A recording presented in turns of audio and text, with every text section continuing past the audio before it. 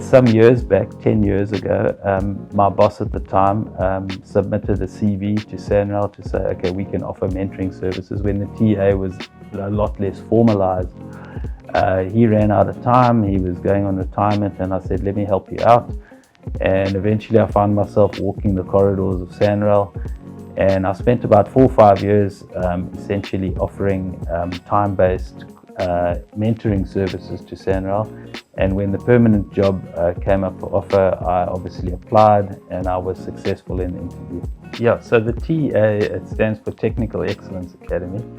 It's an initiative that started about 10 years ago by our current regional manager, Mbulelo Peterson. And he wanted to establish a center where graduates of our bursary program could pursue a career at SANRAL and at the same time build up their professional development towards becoming professional engineers or professional technologists.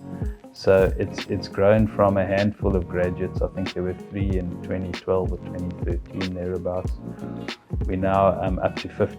So we've got 50 graduates across the country, and they're all on an EXA outcome-based professional development program, and they're working on real projects. Because we're based in the southern region, we obviously rub shoulders with our southern region colleagues, mainly the engineering colleagues, what we call the project managers who run the projects. But we also liaise quite a lot with the planning manager, and we get involved in projects that have been identified to take place in a year or two's time. So in other words, if a road requires an upgrade in 3 or 4 years' time, we get involved right at the beginning. We go out and investigate. We do analyses of the pavement. We get survey done. We analyze the geometry. We count traffic. We do whatever's required at the pre-design stage, if you could call it that. And then we come up with concept design.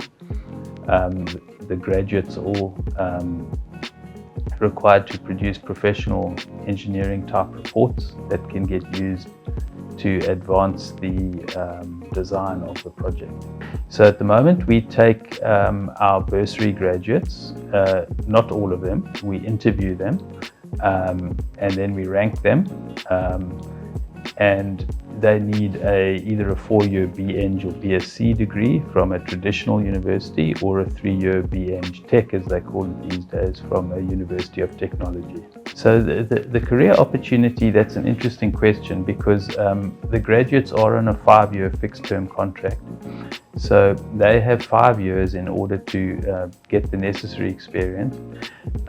But during those 5 years, we try and vary their exposure. So typically what we do is we send them off to a construction site in their first year, where they'll get to meet people in the industry. They'll meet contractors, they'll meet consulting engineers, they'll meet all sorts of interesting characters in the construction industry, and hopefully start building up a professional network which they can then in the future perhaps rely on.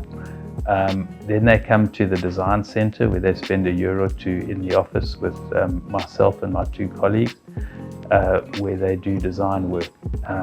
Now that said, some of them get seconded as well to consulting engineers, where they also get to know people in the industry. So in terms of career opportunities, what we try and give them is a generalized sort of grounding in civil engineering, where they can then put together a CV after a couple of years, put it out there, and hopefully, if they are close to becoming professionally registered, that also counts in their favor. Some of them do register before 5 years, and it essentially just opens up the world of work for them.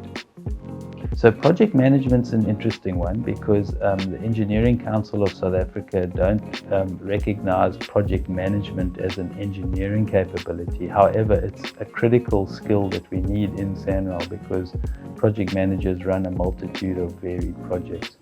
So some of them do get exposed to project management in their final year, but in the initial year or 2 or 3 of design, they get exposed to whatever projects are available in SANRAL. We also have contacts in the other regions who feed us work.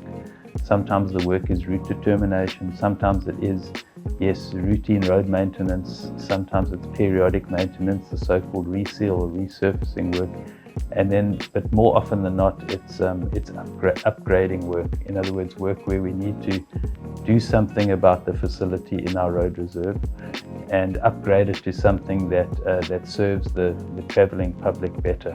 We also do have constant interaction. We find out what interests them and what doesn't. So a good example might be, we've got 3 graduates at the moment who all have their heart set on structural design. So what we've got is we've got external mentors. We've got a specialist bridge engineer who's come in and is developing their structural design skills, reinforced concrete design. We've acquired some software, and what they're doing is they are building up their structural analysis and reinforced concrete design skills. The program is highly varied. There's a misconception that we run a curriculum here. We don't really run a curriculum. We rely on graduates displaying or developing their skills in solving complex engineering problems. So naturally, when they arrive in the workplace, as they would in any work environment, the projects that are on the go are offered to them. They form part of a team. Sometimes it's a small team, sometimes it's a large team. The basics that we do try to offer is pavement design, geometric design, and what we call H&H, which is hydrology and hydraulics. So those 3 basic modules, which take a couple of months each, are what we do offer them generally. But as you can appreciate, the work environment is a dynamic place. The projects vary. Sometimes we do have work, sometimes we don't have work of the nature that they might enjoy, in which case we look at seconding them to a consulting engineering firm that can offer them that kind of work. The advice is, as one of my fellow mentors who's now retired once said, keep up the curiosity. If you don't have passion for engineering and how materials work and how things work, you're going to have a fairly dull career. I think also be observant. Most of us are on the road for a good part of our day. Observe what's around you, observe the infrastructure. Ask yourself, why does this look like this? Why does that look like that? So curiosity is something that has to come from within, and you've got to keep asking why. The other piece of advice is, if you think you've stopped learning after your degree, think again. I think I'm learning more on a daily basis in my 50s than I did in my 20s, to be honest.